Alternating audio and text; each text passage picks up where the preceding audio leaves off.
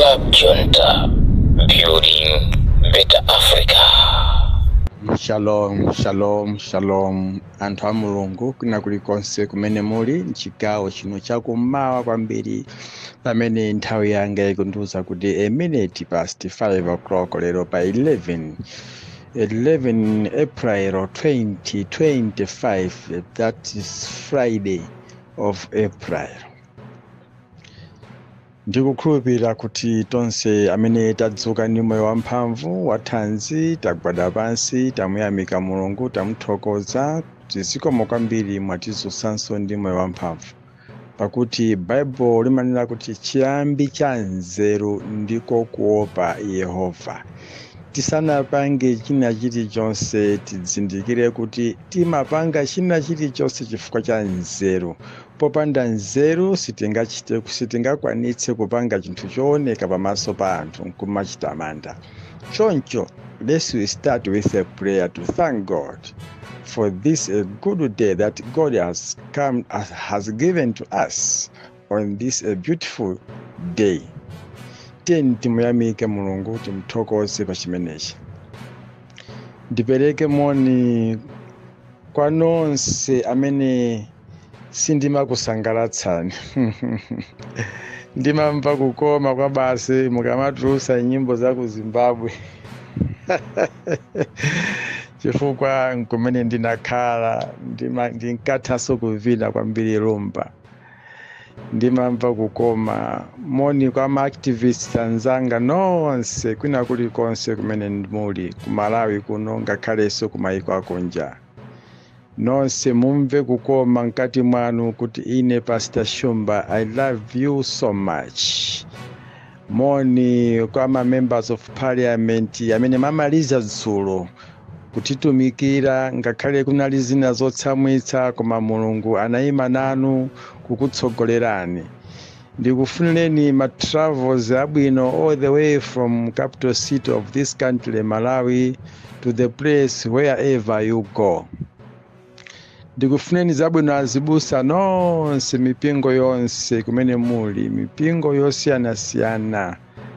Pamene lero tikukonzekeranso kulowa mchisankho chachikulu cha Yehova Mulungu chimene anachisankha kuti pachaka tizikhala ndi Passover kapena kuti Pasaka imene timakumbukira zinthu zingapo. Passover ndi kudutsidwa kwa choyipa chimene chinafuna kuchitikira Egypt ndipo chinadutsa nyumba iliyonse ya Israeli. Atawuza Mulungu, iphani kamwana kankhosa ndipo magazi ake mupake pa mphuthu za nyumba zanu, chifukwa madzulo ano kudutsa ngelo opsa kwambiri amene achotse miyoyo ya ana oyamba a mu Egypt. Ndipo ngati simusamala kupaka magazi pa mphuthu za nyumba zanu, owononga akalowa nyumba yanu awononga ndithu.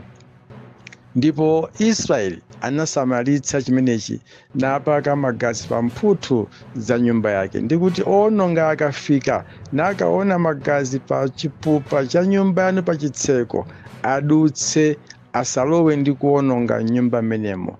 That is, we call it Passover, kudutsa osawononga. Yes, komanso ndi nyengo imene timakumbukira ambiri amakumbukira kuphedwa kapenanso kudzuka kwa Ambuye wathu Yesu Khristu. Nyengo yake ndiyo khayokhayo, koma ife timasangalala kuti tinadutsidwa Passover. Mwana wankhosa amene timapha mu nthawi imene ya msonkhano wa Pasika, timakumbukira magazi amene anapakidwa pa mphuthu za nyumba zathu ku dziko la Egypt kuja. That is why mukaliwerenga kwambiri buku la Exodus limafotokoza muli mbiri zabwino kwambiri zimene ifeyo ngati anthu a dziko lapansi titha kuzitsata. Mwachidule ndinene kuti kwa iwo amene lero akuyamba Pasika madzulo uno, ena amati Good Friday, ndikufunireni chisangalalo chabwino, chimwemwe chabwino, komanso kumutumikira Mulungu wanu kwabwino. Ine ndine Pastor Moses Shumba. Ndimati ndikutsanzikeni kuti ndikhala pa breakdown kwa masiku angapo osapezeka pa forum kukupatsirani nkhani zina zochitika mdziko muno. Chifukwa munyengo imeneyi ndikhala ndikulemekeza Yehova Mulungu wanga, ndikhala ndili pa msonkhano wa Pasaka, Passover. Choncho sindigwira foni, sindilowaso mu studio kuyankhula zochitika za mdziko chifukwa ndikhala ndili muzakumwamba. Choncho mukandiona kuti ndasowa, please abale anga, mafanzi anga, nonse ondikonda, musaone ngati ndamangidwa, musaone ngati ndakwiya ndachoka, musaone ngati ena andifala. Palibe amene angandifale ndipo sizingatheke ngakhale pang'ono. Ine ndine pangolini, ndimanena kuti golide ndi golide. Palibe amene angamotche golide ndikumphwanya ndikuphwanyika wosayaka moto. Ine ndine golide wanu ino Amalawi. Ine ndine pangolini nokha Amalawi mukudziwa. Ndimayima nanu, ndidzayima nanu, ndipo sindidzagwedezeka ndi munthu. Palibe samene angandisunthe. Ena amaganiza kuti mwina akhoza kundichotsera mafanzi anga, koma pamenenso achita izi andiwonjezera mafanzi koopsa, ndalandira mafanzi newcomers. Ndinene kuti Ambuye akudalitseni nonse, and you're most welcome. Join us, stay with me always. Tikupasadi nkhani zotchakuka, zolimbikitsa komanso zomanga Malawi. Sindidzayankhula nkhani zophwasula Malawi. Ndimanena kuti pamene Mulungu anamutuma Mose kumuwuza kuti katuluse ana a Israeli mu Egypt, amaawuzanso kumene akukawasiya. Sanawawuze kuti katuluse ana a Israeli mu dziko la ukapolo mu manja mwa mfumu Farao ndiye ukawasiye pa njira. Now ndikamanena kuti anthu inu tiyeni tichoke mu ukapolo wa Lazarus chakwera, ndimaawuzanso anthu kumene tikufuna kupita nawo anthuwo, ndiye ku DPP kwa Professor Arthur Peter Mutharika. Ndakhala ndikuyankhula mawu awa mowirikiza kuti Professor Arthur Peter Mutharika mumuone ngati ngero amene Mulungu wamusunga ndi cholinga chofuna kutipulumutsa Malawi. Tiyeni tivomereze angotipulumutsa m'manja mwa Farao. Kutsogoloko Mulungu adziwa yekha, koma ena amachita makani kumatukwana. Ngati ni ngero wa iwe, nyozani, yankhulani, poti muli ndi moyo mukupuma. Koma tsiku lina kutsogolokono mudzawakhulupirira mawu angawa kuti Pastor Shumba anayankhula, ndipo tinamunyoza, sitinkamumvesesa, tinkamutenga muchimunthu. Koma lero ndizi. Without Professor Arthur Peter Mutharika, I'll tell you and I promise you, all Malawians, MCP will win again. I repeat this word in Chichewa. Popanda Professor Arthur Peter Mutharika kutitsogolera dziko lino kuti atichotse mu ukapolo umene tili nawo, tapsinjika nawo, umene alimi alira mu kweza mawu ku auction floors dzana. Definitely, I repeat this word again, kuti nzosatheka ndipo MCP ithaso kulamula kawiri. Ndingofuna ndikutengeni pang'ono mbuyomu.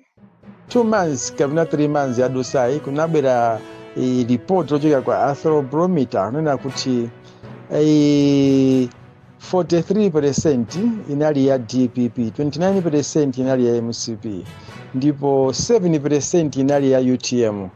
2 kandi 3 point chakuti percent inali ya UDF. Zipani zina zonsezi panalibepo percent iliyonse. That means zinali pa 0.0%. Now, lero DPP jasiliso pa 43%, MCP jasili pa 29%, UTM jasiliso pa 7%, UDF jasiliso pa 3%. DPP lero ili pa 72.7%. Lero as I'm talking. Pofika mwezi wa Juni kufika 90 chakuti percent. Believe it or not, MCP yachoka pa 29%, yafika pa 33%. Mutaona kuti pali distance yaitali kwambiri imene ikuonetsa. Now, UTM inali pa 7%, lero ili pa 8.0%. Yangosuntha pang'ono penipeni. UDF ija ili pa 3.9%. Yangosuntha penipeni.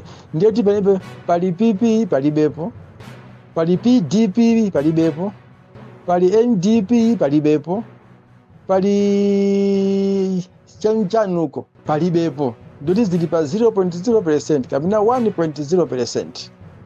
So sindikuona kuti ngakhale kuti achitika ma alliance achisawawa amene akuchitikawa kuti angafike pa 23% osachatamanga chimodzi kapena angafike pa 30% osatakhala pamodzi.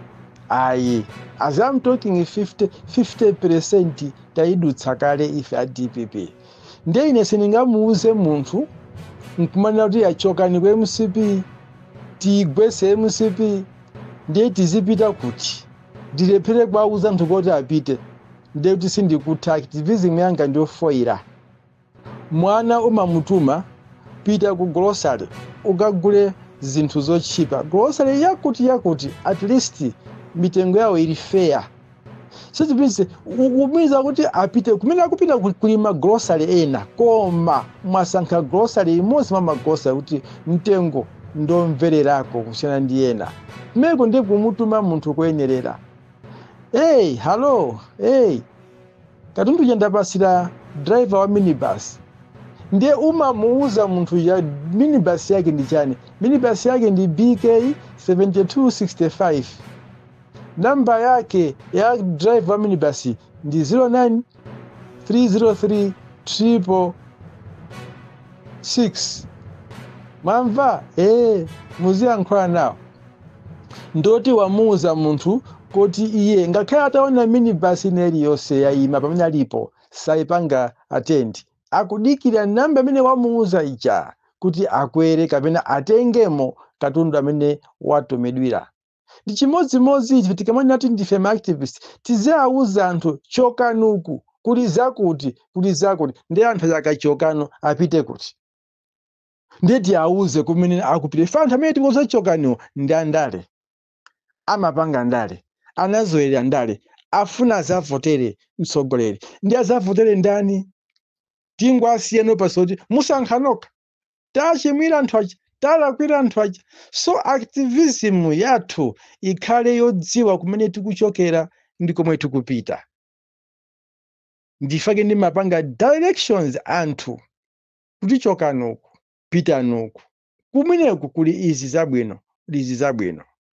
So kwa lero ndimafuna ndiunikire kwambiri chimenecho ngakhale ena sichimawasangalatsa chifukwa ndi matchula chipani. Koma kutchula chipani sikulakwa. Wina aliyense amene amati ndine activist ali ndi chipani. Ndipo tsiku lozavota tizamuona kupita kokavota. Ndifa chati iye sakufuna kuwatengera anthu akewo kumene akufuna iye, kumene akuona kuti uku ndiye kuli zabwino, kumene iye akufuna azapiteko iye khako. Ena wasiya panjira azabalalike. Akabalalika anthu aja akagwa muvuto tizizane naso. Amalawi ndi apoira, amalawi ndi zisiru, amalawi pamene chitsiru ndiwe amene sunathe kuwaongolera anthu aja kuti apite. Fauka na auza kopita anthu aja akadadziwa. Ngati ndi driver okhota ukanakhala iweyo zakupanga blame iweyo. Mwewe ufuna uzapange blame anthu aja, chonsecho anthu aja unakacho tsauko wasiya panjira. Anthu aja ngobalalikana. Sizona. Amalawi mundimvetse kwambiri. Ndikufuna ndiunikirepo zinthu zina zimene zachitika m'dziko muno. Maphunzitsi, aziphunzitsi, always aziphunzitsi nthawi yachisankho timakudandaulani kwambiri. Nthawi yachisankho mumatenga mavuto anu ndikuwayika ku boma limene likulamula cholinga likupasani ndrama inuyo mulipulumuse mulithandize kuliwombola likafike tsidya ilo zikangothapo chimakhala chibale chatha inuyo ndiwo samakusamalaninso mumalira we kudikiranso nthawi ine yachisankho muzachipweteketse. Martin kupempheni maziphunzitsi this coming election pa 16 September musapange mistake. Ndayankhula izi chifukwa chani? Mphekesera zikumveka kuti maziphunzitsi mukupititsidwa kwambiri ku State House kumagawusidwa kuti chisankho chimuchiyendese. Sinonse maziphunzitsi, koma kwa iwo amene amasankhidwa kukhala ma presiding officers kukhala woyimira boma, kukathandizira anthu amene sadziwa kuti tikavotere pati, mumakalondoleza anthu aja malo olakwika amene munthu uja sakufuna.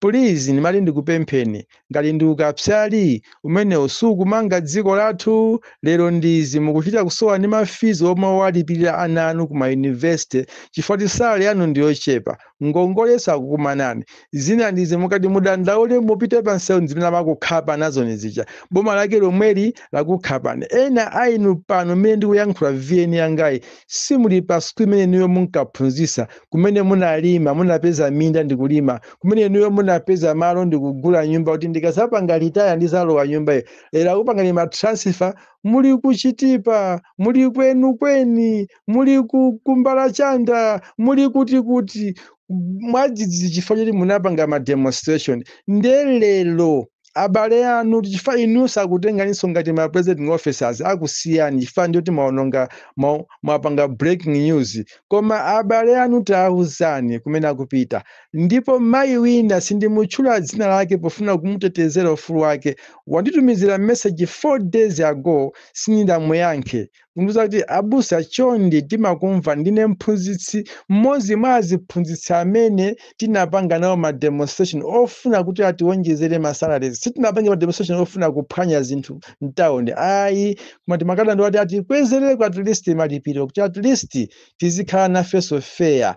Koma instead ndi uja mmodzi wa ife anapangidwa chipongwe mmutu mwake, ndipo paka lero tsitsi palibepo. Mwamwayi anzanga ena onse anapasidwa ma transfer, ine ndinachita mwayi sindinapite ku transfer.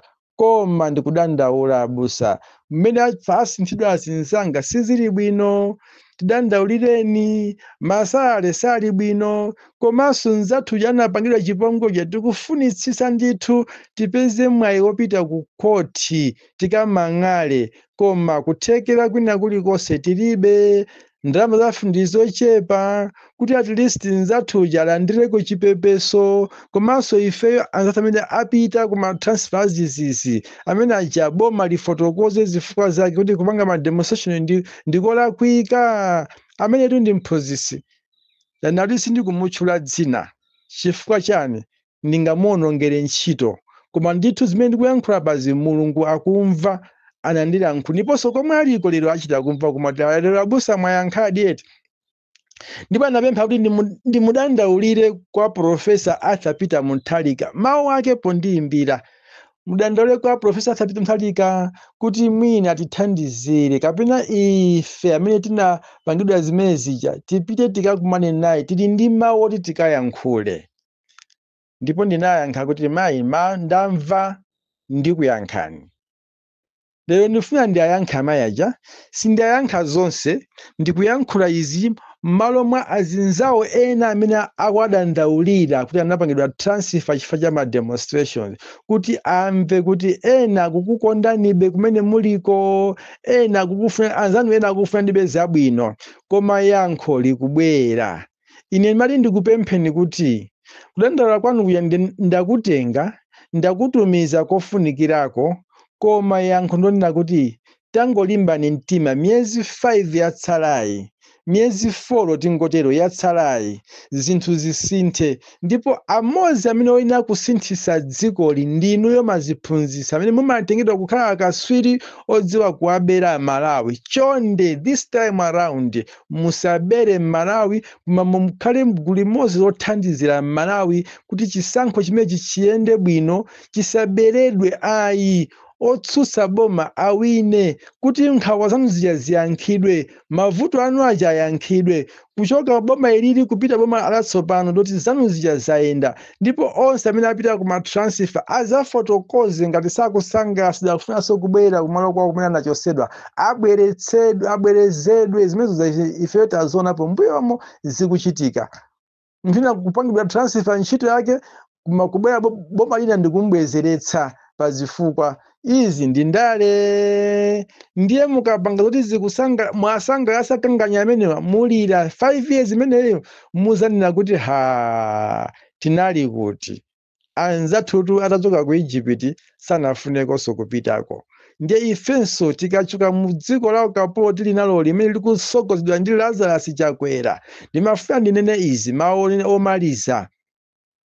Wina afune, wina asafune. Chakwera afune, kaya asafune. Chimwendo afune, kaya asafune.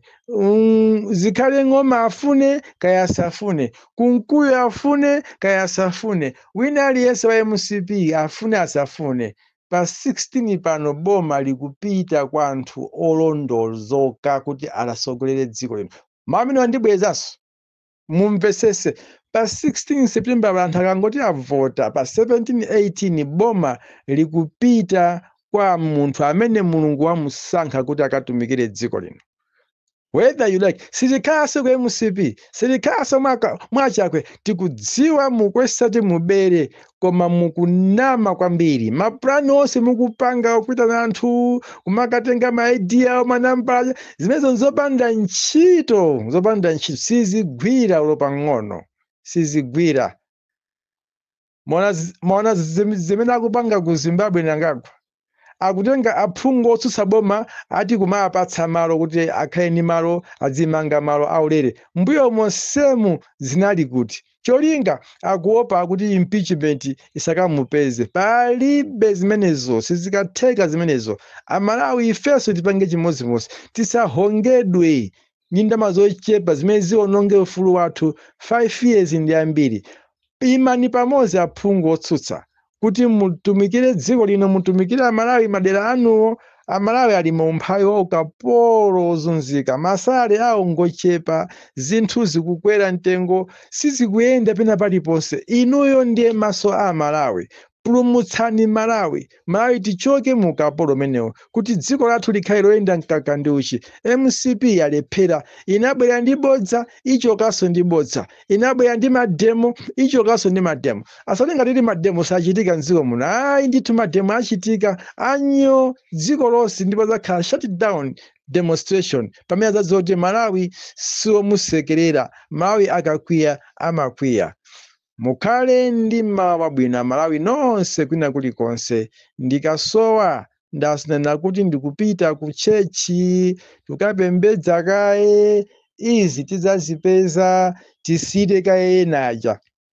Ya pitirize zawo zimene amapanga zija. Ndibweranso 5 days to come, ndibweranso ndipo ndizakuyankhula ndi ndabwera, tiye tigwire ntchito. Ndikufuneni zabwino zonse, inunso mundifunire zabwino zonse. Ndikupempherereni nonse kuti tidzayankhulanenso tsiku lina. Inunso mundipempherere kumene ndikupita kuti ndikathe kumutumikira Mulungu mu mzimu ndi muchoonadi.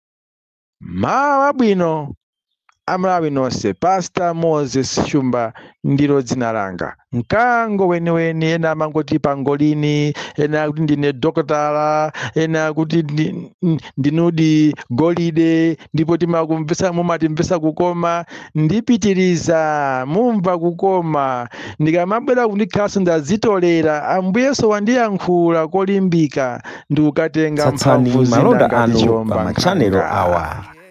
Makosana Bye-bye. with 100 plus subscribers.